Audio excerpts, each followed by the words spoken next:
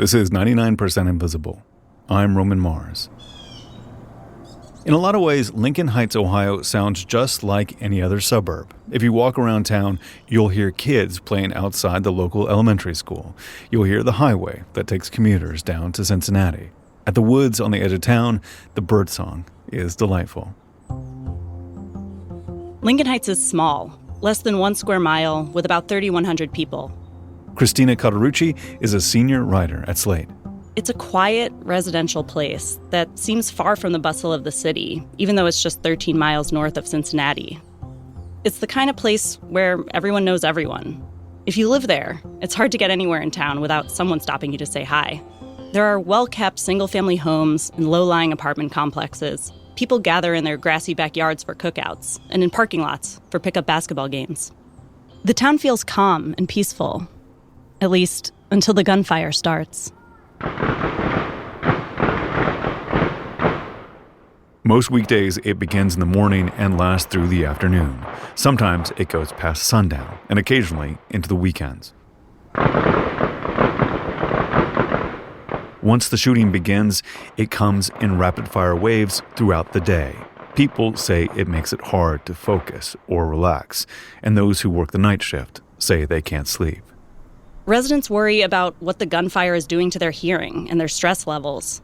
They're especially concerned about their kids, who are listening to gunshots all day long while they're trying to play or study. The noise of gunfire isn't from street violence. It all comes from an open-air gun range that's owned by the Cincinnati Police Department. This thing is huge, the size of about 22 football fields. It sits just outside of Lincoln Heights, right along the town's northern border. And the cops use it a lot. In 2019, the department reported that officers train there about 300 days out of the year. The constant, nerve-fraying sound from that gun range has been plaguing Lincoln Heights for the last 75 years. That noise truly was just like birds chirping. It was just like your environment. You just grew up with it. That's Durrance Daniels. He's a town council member in Lincoln Heights. His family goes back 5 generations to when the town was founded. He went away to college in North Carolina, and one Thanksgiving break, he brought his roommate home to visit. We were just kind of outside, just kind of hanging out, and then he could just constantly hear that boom, boom, boom, boom sound. And we're right in front of my parents' house. He just literally just looks at me and said, "D, what is that noise? Like, who's over there shooting? Like, what's all that going on?" It's just the gun range. Like, just kind of what we... Like, y'all just live around that every day? Like, that's just kind of what y'all just deal with every day? It was the first time Durrance had really thought about it, about how he wasn't even startled by something that was alarming to anyone who didn't live there. That kind of just, was awakening for me, that this isn't normal. As if living with the relentless sound of gunfire wasn't bad enough, there are a lot of things that make the situation even worse. This is nonstop police gunfire bombarding a town where almost all of the residents are Black. And Cincinnati police, the cops who practice there, don't even patrol Lincoln Heights or any of the other towns around the range. So these are out-of-towners coming to let off shots in Lincoln Heights' backyard.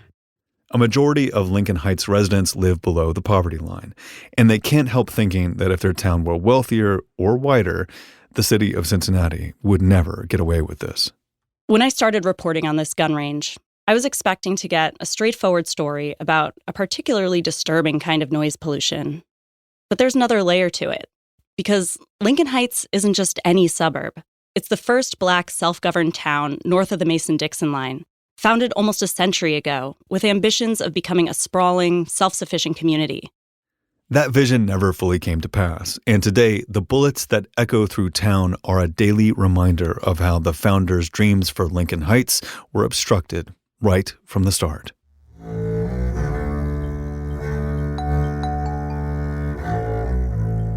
During the Great Migration, Durrance Daniels' great-grandfather and his great-great-grandfather joined a group of others making their way from rural Georgia up to southern Ohio. A lot of the men first started moving up towards this area in the early 1920s, late, 19-teens. My grandmother, my great-grandmother, and my great-great-grandmother, they were also kind of came up in my aunt's a year after that. The folks that were leaving the South, this first wave of migrants, were individuals who were filled with hope and the possibilities of a better life. Henry Louis Taylor Jr. is a professor at the University at Buffalo and an expert on the history of Lincoln Heights. They were very high-spirited individuals who believed in hard work and wanted to be in a situation to control their own lives and their own destinies. As one of the Lincoln Heights residents said to me, "I came here to live better and to do better." After crossing the Ohio River, which separates northern Kentucky from Cincinnati, the migrants first tried settling in the city. But property was really expensive and racist real estate practices were rampant. So they found a space 13 miles from Cincinnati where they were able to buy some land, organize, and say, hey, let's create our own community. The spot they settled on was north of the city, deep in unincorporated Hamilton County. There was a lot of land there. And since it had no electrical grid and minimal running water, the acreage was cheap. With plans to build a whole new town from scratch, the residents started homesteading in the 1920s. These were people from rural areas. They weren't from the city.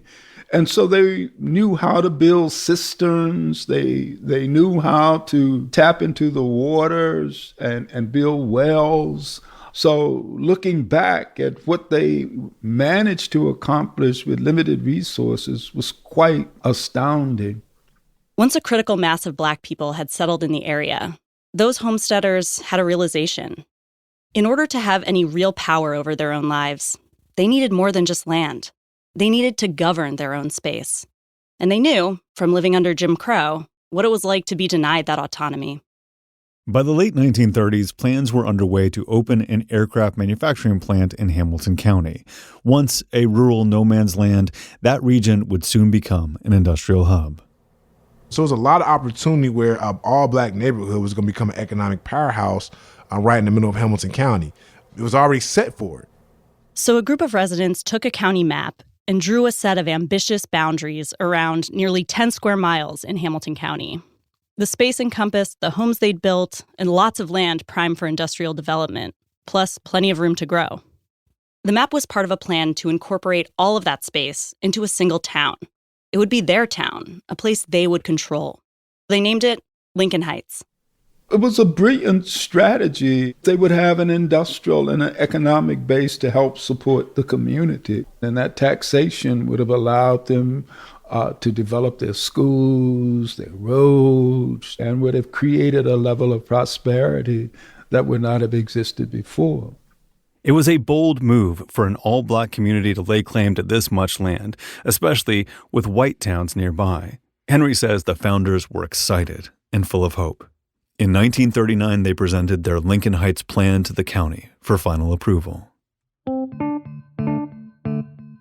But the white county leadership and the neighboring suburbs all put up immediate, heavy resistance. They were terrified that an expansive Black community would attract people from the so-called slums of Cincinnati out into the suburbs. And the idea of a small group of Black people getting a foothold was something nobody wanted to see happen. And there was a movement underway that simply attempted to wipe the town out. Hamilton County officials deliberately slow-walked the Lincoln Heights plan for 7 years. In that time, a lot of other property in the proposal was snapped up by the surrounding towns. Once whites began to understand their ambition, they waged a relentless campaign designed to keep Blacks from acquiring these industrial lands. One critical piece of that land was an open-air gun range. It was 30 or so acres, owned by a group of war veterans who had a shooting club. In 1946, the city of Cincinnati bought it as a place for its police to train. At that time, the only other building in the immediate area was a school for the deaf. The local Black community had asked for that parcel of land for themselves 7 years earlier to develop Lincoln Heights. If they had succeeded, you would probably be here telling a very, very different story. Because they would have also had control over the land where the gun range was located. And certainly they wouldn't have agreed to allow it to be placed there. In 1946, the same year the Cincinnati Police Department took ownership of the firing range, Lincoln Heights was finally approved for incorporation. But the black residents only got a tenth of the land they'd originally set out to govern, less than 1 square mile, shaped like a teacup. Really just the original housing settlement, with no aircraft manufacturer or any other big businesses. Yes, it was a victory. They had created the first black self-governing town north of the Mason-Dixon line. But they didn't have the industrial tax base or the open, developable land the town would have needed to thrive. And to add insult to injury, because the way the county had divvied up the land, the Cincinnati Police gun range was now right on the border of Lincoln Heights. And because Lincoln Heights was granted precious little space for expansion, residents would ultimately end up living right next door. But whatever nuisance the range presented, it wasn't enough to dull the shine of an all-black town on the rise. In the 1950s and 60s, the population of Lincoln Heights ballooned, small businesses thrived, and the community started its own police force and town council. The aircraft manufacturer became a General Electric plant. And although it wasn't in Lincoln Heights like the founders wanted, residents still got good jobs at GE. This is Wakanda, you asked my grandpa. We did it all. I've literally heard, you name it, we did it. We had everything here. Durrance Daniels loves regaling his kids with stories from the town's glory days that he heard from his elders. They would tell him, I'd work a job here, go to the grocery store here. I went to the pharmacy here. My dentist was here. I went to go party here. Everything was here. And you never had to leave it. Everybody looked like you, and everybody knew you, and everybody was essentially family in some aspect of it. That sounds like paradise. But of course, it wasn't perfect. Durrance's grandfather, Elbert Daniels, has lived in Lincoln Heights since before it was even called Lincoln Heights. Oh, yeah, I was born here in 1927. Born down there on Bill Street. In the 1970s, Elbert got elected to the town council, and he always told Durrance that when he thought back on his tenure, he had one big regret. Oh, the gun range? Oh, years ago. When I got elected to council, I couldn't get nobody on council to go along with me to start fighting it. I think they were scared. They figured they would lose. A few decades after Lincoln Heights was incorporated, the town fell on hard times. First, manufacturing jobs started disappearing in the 1970s. You have the crack epidemic in the 80s, the crime bill in the 90s, and late 90s, early 2000s. It was crazy out here. When Durrance was a kid, the community lost a lot of young people to drugs, gun violence, and prison. At the same time as home values rose in the surrounding towns, inside Lincoln Heights, they tanked. It was no longer the place Black Cincinnatians wanted to be. In the year 2000, Cincinnati Magazine ran a feature called The Best Places to Live, ranking all the communities in the metro area. Lincoln Heights came in at number 84, dead last. Today, its population is less than half the size as it was in 1960, which means there are a lot of abandoned lots and buildings around town. And as life got harder in Lincoln Heights over the decades, the noise from the gun range was also getting worse. Cincinnati's police force grew by the hundreds in the 60s and 70s. And starting in the 90s, the department ramped up its use of military-grade tactical weapons, just like other police forces around the country. That meant more and more officers spending more hours training with bigger and bigger weapons, like shotguns, semi-automatic rifles, and sometimes even concussion grenades. Today, Cincinnati police spend a cumulative 50,000 hours a year training at the range. And because Lincoln Heights is so small, it's had little choice but to build closer and closer to the edge of the range. There are a lot of reasons why Lincoln Heights has struggled over the years. The nerve-rattling chaos of constant gunfire is one of them. The way land use occurs within these metropolitan areas and regions, Black space is devalued. Here's historian Henry Louis Taylor again. And the moment you put a gun range next to a community, you have truly devalued that space because you've created structural noise pollution. My name is Ruby Kinsey Mumphrey. I'm the mayor for the village of Lincoln Heights. Lifelong resident. I grew up in Lincoln Heights, born and raised.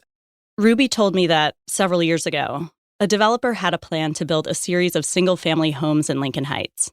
The properties would have been a big boost to the town's tax base. But once the developer realized how loud the gunfire was, the deal fell through. Even though Ruby loves this town, there's an alternate history she sometimes imagines. When I go to other communities and stuff, I think about what would Lincoln Heights look like if we didn't have that shooting range, and if we would have had that land, what would we be like? What would our population be? The closest the town ever came to realizing this vision was back in 1999. The mayor of Cincinnati offered to close the range, which sits in a wealthier majority-white suburb called Evendale, right next door to Lincoln Heights. Cincinnati would then give some of that land to Lincoln Heights, so the town could zone it for commercial use and generate extra tax revenue. But the Cincinnati Police Department was not okay with that. It had no interest in moving the range. The firearms training commander said the facility was too valuable to give away. And besides, he said, the noise couldn't really be that bad in Lincoln Heights. The president of the police union went even further. He said anyone who supported the plan was spitting on the graves of officers who'd been killed in the line of duty. The talking point has always been, this is a police safety matter, that if you try to take this away, you are against police safety, you're against the police. It wasn't a real argument. It was emotional gaslighting to keep a gun range, to keep an environmental injustice right outside of a black neighborhood. I mean, that's all it was. After all that police pushback, the plan fizzled out. That was almost 25 years ago. Today, the residents of Lincoln Heights have been hearing that gunfire for nearly 8 decades. There are people who have lived their whole lives in this town and never known quiet. Lincoln Heights' predicament is extremely rare. Usually, city lawmakers aren't eager to place open-air government-owned shooting ranges in the middle of dense neighborhoods because the people who live there would get fed up and vote them out. That is the heart of the problem in Lincoln Heights. Cincinnati owns the range, and Lincoln Heights residents don't vote in Cincinnati. And the land that the range sits on isn't in Lincoln Heights or Cincinnati. It's in a third town. But hardly anyone who lives in that town can hear the gunfire because their residential areas are way off in another part of the community. So no one with the power to move the gun range is directly accountable to the people who have to live with the noise, the people of Lincoln Heights. This type of cross-jurisdictional conflict happens all the time, whether it's between neighbors who share a fence or nations that share a border. Pollution, noise, a hideous display of lawn ornaments. If someone is producing it on their own land, they don't always have to listen to you when you ask them to stop.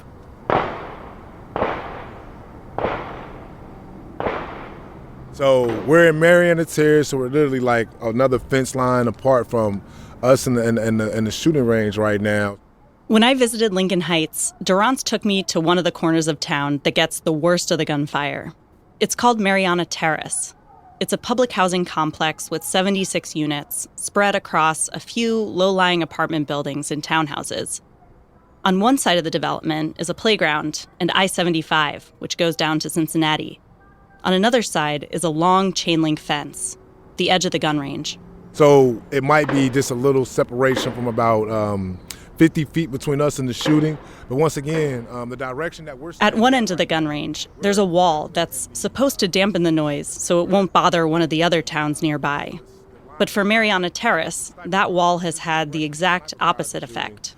The sound is amplified because where their wall is, it projects and echoes those sounds back. So we don't just get the initial boom, we get that and the echo pushing back towards Lincoln Heights. You can probably hear the gunfire in the background of that clip. I assure you, in person, it's way louder and a little scary if you're not used to it. There's been quite a bit of research on the effects of sustained loud noise on the nervous system. As you might imagine, none of those effects are good. Background noise can impair a kid's cognitive performance. It can cause chronic stress and hypertension. And, of course, it's not great for your ears. Regular exposure to sounds louder than 85 decibels can cause hearing loss over time. An audiologist from the University of Cincinnati went to Lincoln Heights and made a recording of gunfire noise in the neighborhood.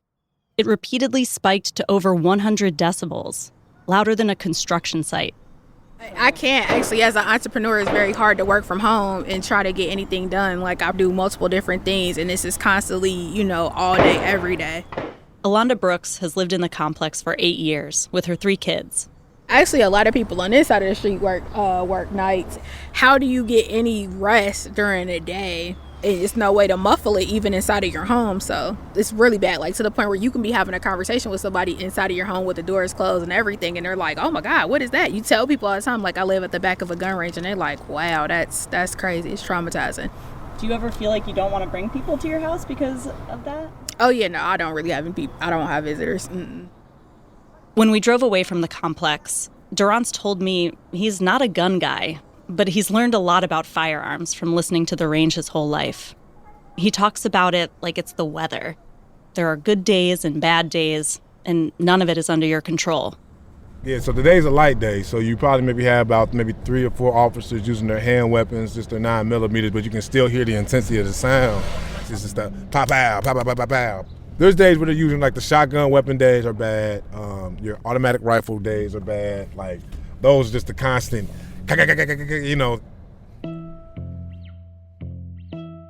A lot of people in Lincoln Heights have their own horror stories about the gun range.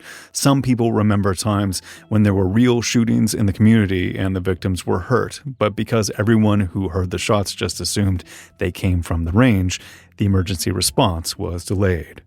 And then there was the time in 2008 when a stray bullet escaped from the range and broke the windshield of a car parked nearby. Parents in Lincoln Heights worry about possible lead in the soil and water from all those bullets in the ground. And kids in town have a history of busting through the chain-link fence and sneaking onto the range to collect bullet casings as a game. And the gunfire you hear in Lincoln Heights is not just any gunfire. It's police gunfire, which makes the range feel even more intimidating. I don't even know how to put it into words. It's kind of like a traumatizing experience, even through adulthood. Alicia Franklin grew up in Lincoln Heights, and now she's raising her kids there, 4 Black boys. Conversations with my sons have kind of looked something like, okay, we have the gun range. That's the gunfire you're hearing. The reason that the police have the gun range is so that they can practice. Now, when you possibly get into some kind of trouble, there could possibly be an escalated situation, and police shoot Black men for no reason. Followed up with, well, why? Which is typical for a kid. Yeah. And there's no way that you can explain it. And so it's basically like you're saying they're using this range as target practice for you. Like a lot of communities in the U.S., the Cincinnati area has seen multiple Black men killed by police officers over the years. I also have a 5-year-old. Now the 5-year-old is questioning, like, Mom, what's that noise? He hears guns and he knows that they are associated with violence. And it makes me feel helpless because there's not really anything that I can do except move. People like Alicia had grown up hearing the legend of Lincoln Heights, how it was built from scratch by Black migrants who'd escaped Jim Crow and sacrificed everything just to have some real control over their own community. But the gun range has made many of the residents feel powerless. Historian Henry Louis Taylor says that's not just a feeling. To some extent, it's reality. The idea of controlling the space that you live is a very, very powerful idea among in the African American population.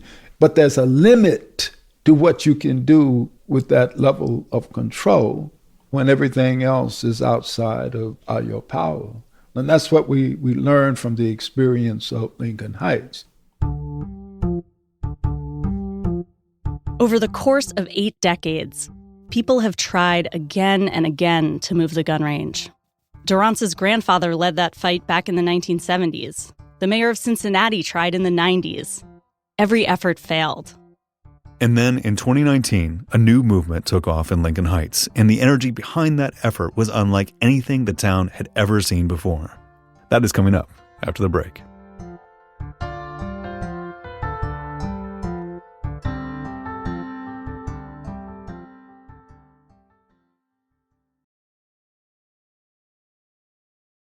Lincoln Heights Councilman Durrance Daniels and Mayor Ruby Kinsey Mumphrey had both lived with the gun range for their whole lives. By 2019, they were starting to see it as more than a source of traumatizing noise pollution. The firing range, they believed, was an existential threat to the town's survival. The population had been shrinking since the 1970s because who wants to stay in a place, much less move to a place, that constantly sounds like it's under siege? If Lincoln Heights fails, it's our fault. It's not our grandparents' fault anymore, not our parents' fault anymore. Can't blame the kids. It's on us now.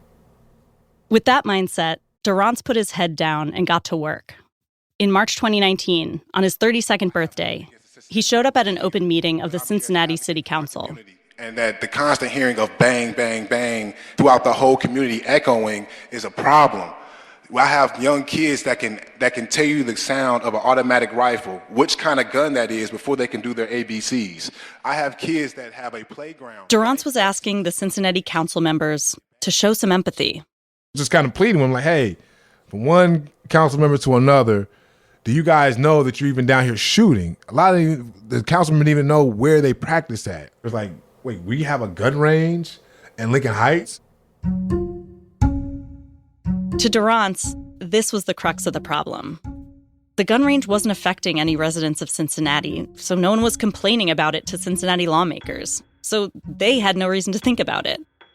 Later that year, Ruby, the mayor of Lincoln Heights, teamed up with the mayors of the other towns around the gun range to send a letter to the Cincinnati mayor asking for relief. They went down to City Hall to make their case to the council, too. But Cincinnati was not ready to budge. The vice mayor of the city said if the residents of Lincoln Heights wanted the gun range to move, they should be prepared to pay for it themselves. The facility had been there since the 1940s. It was Lincoln Heights that made the decision to keep building next to the range, the vice mayor said. Basically, it's your fault, not ours. That argument doesn't hold water. The founders of Lincoln Heights were living in that area long before Cincinnati police started shooting there. And because they only got a tiny fraction of the land they wanted to incorporate, they had no choice but to build right up to the border of the gun range. So Durrance had truth on his side. But he knew that, compared to Cincinnati, Lincoln Heights was small. If it wanted to make itself heard, it needed allies in its corner. So when U.S. Senator Sherrod Brown came to the area to talk about health care, Durrance showed up and raised his hand. I've never been bashful to ask a question, especially if you're an elected official. I wouldn't be doing my job if I didn't ask the question. Durrance asked the senator, speaking of healthcare, did you know there's an open-air, government-owned gun range in your own state that's causing health problems in my town? Senator Brown was shocked. His staff said there might be federal money available to relocate the gun range, especially because federal officers practice there too. He was very aggressive on let's do something about it. By this point, Durrance and Ruby had been pressing their case for the better part of a year. They'd spent all this time making appearances at City Hall, educating Cincinnati council members, and recruiting supporters from other towns in the county. And now, they had the backing of a U.S. senator. The movement seemed like it was finally gaining momentum. Then in March 2020, COVID hit. All of a sudden, kids were going to school at their kitchen tables. People were working from home if they could. In Lincoln Heights, that meant no escape from the gunfire. Even if you were used to it before, you really noticed it now. For lifelong residents like Alicia Franklin, a sense of urgency was building. Because now you're hearing it all day. You don't get to leave home and then, have a little bit of peace. No, you're hearing it all day into the night. And soon, whenever Lincoln Heights residents turned on the TV, there was one news story and one horrifying video dominating the airwaves. A wave of protests over the death of George Floyd spread from coast to coast on Saturday and spilled over into the morning. At least 25 cities across the U.S. Strategically, we felt our best way to honor George Floyd, the best way to kind of honor our residents, was to be more aggressive with this situation. Do we want it in our neighborhood? No! Is it time for it to go? Yes! When? On Juneteenth 2020, Durrance led a protest right outside the gates of the gun range. CPD? Don't shoot near me! CPD? Don't shoot near me! CPD? Don't shoot near me! A few months later, he brought the fight down to Cincinnati with a rally outside City Hall. The city council agreed to hold a hearing specifically dedicated to the gun range issue. Good evening, everybody, and welcome to what on the City Hall side is official committee. This would be the first time many Lincoln Heights residents had a platform to tell Cincinnati in the official record how its police force had been terrorizing their town by way of the shooting range for nearly 3/4 of a century. One by one, people from the community sat in front of the council and told their stories. One of them was Alicia Franklin. She showed the council a video she'd taken of one of her sons. Hey, why do you have your hands over your ears? He's standing outside on their stoop, covering his ears and pointing in the direction of the gun range. I can't hear you. They're gonna shoot. It's gutting. He's so young, way too young to make sense of what's happening. But you can see his instincts sounding the alarm, telling him something's wrong. Do you think they're gonna shoot again? Mm-hmm.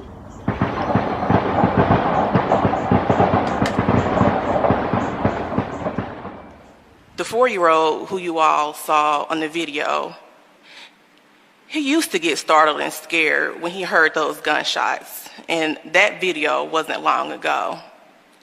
Now, they don't faze him, which is very concerning.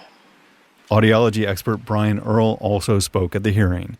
He told the council about one time he visited Lincoln Heights to measure the sound levels near the range. My eyes widened and my ears started to flutter. We have what is called an acoustic reflex that starts to trigger when our bodies are telling us that it's too much. My ears were doing that from a distance, but in between me and the range was a housing development and a playground. So there's the father in me, but it's too close. You can hear Brian getting a little choked up in that clip. It happened when I interviewed him a couple years ago, too. Seeing children in Lincoln Heights not even reacting to the noise that was making his ears twitch, it was almost too much for him to bear. The housing development he visited was Mariana Terrace, the same place I went with Durrance. Durrance was at the hearing, too. He gave his own testimony. I coach football. I teach at the elementary school. I've lived through it. My dad lived through it. My grandfather lived through it. Why does my son have to live through it, too? It doesn't make any sense. You heard that crap, man. Nobody wants to live in that. You are killing us through stress. I'm sorry if I look like I'm animated right now, but I'm not playing. We ain't playing. The residents of Lincoln Heights had been trying to get rid of the gun range for almost as long as the town had existed. But now, finally, after this hearing, the generations-long gridlock seems to dissipate. Even the Cincinnati Police, which had long refused to relocate the range, now said it was officially open to the idea. The city of Cincinnati began searching for a new place for its police to train, and it landed on a location in a less densely populated township just a few miles west of Lincoln Heights. The advantage of the new location is there is actually already an open-air firing range there where the county sheriff's department trains. Now there are plans in the works to expand that facility so Cincinnati police can train there too. It's such a simple solution. Elegant almost. The cops will get a brand new facility, and Lincoln Heights will get some peace and closure. It almost makes you wonder why it took so long for Cincinnati to come around. The move will cost about $31.5 million. Cincinnati only agreed to chip in about $4 million. The rest is coming from the state, the federal government, and the county. I asked the Cincinnati police for comment, but I haven't heard back. This past January, the county officially announced the plans for the new range and the expected closure of the old one next to Lincoln Heights. Alicia Franklin saw Durrance post about it on Facebook. I just really could not believe it. I'm like, is this for real? Like, I was just elated. I lit up like this is finally, gonna happen. But nobody's planning a victory party just yet. Durrance told me the most excited he's been so far was the day he called me in January to tell me about the county's announcement that the range was getting moved. But after we hung up, later that day, I came home. You know what I heard? He's still out here shooting. So, you don't get too excited because they're going to consistently remind you that they're still here. When I talked to people in Lincoln Heights, I heard lots of different opinions about the projected closure of the range. Some people think it's definitely going to happen. Others think those people are just fooling themselves, and they'll believe it when they see it. And a lot of residents think moving the gun range isn't enough. They say Cincinnati owes Lincoln Heights reparations for 70-plus years of pain and suffering.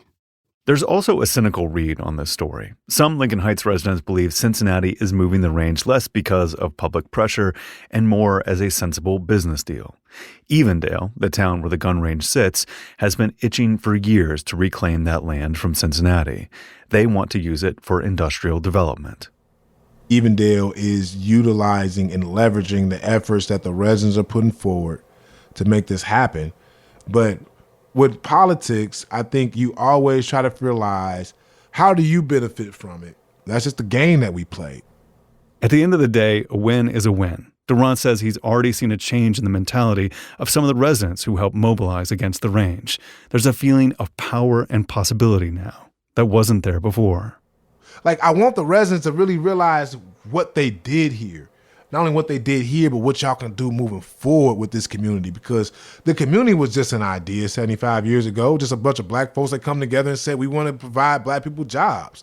And that was just an idea. Now we're still standing here. And that is now going to lead to who knows what 75 years from now. And that's the coolest thing about it, for real, in my perspective.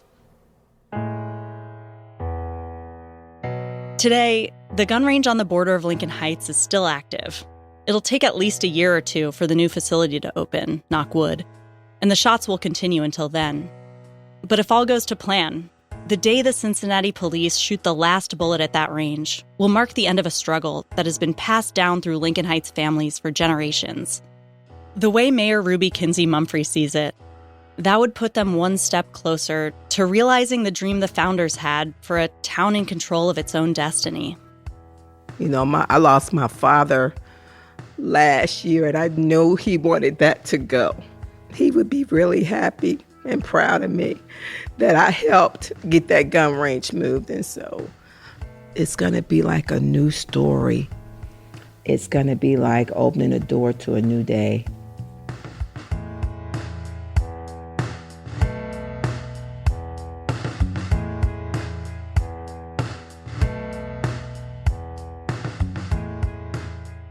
"99% Invisible" was produced this week by Christina Cauterucci, edited by Christopher Johnson, sound mixed by Dara Hirsch, music by Swan Real, fact-checking by Graham Haysha. Our executive producer is Kathy Tu, Delaney Hall is our senior editor, Kurt Kolstad is our digital director.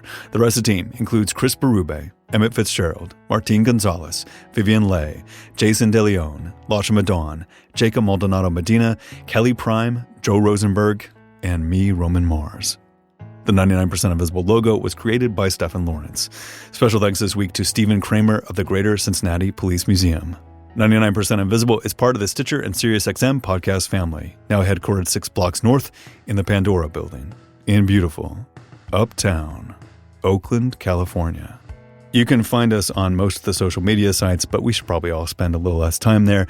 But you can find other Stitcher shows I love, as well as every past episode of 99PI at 99pi.org.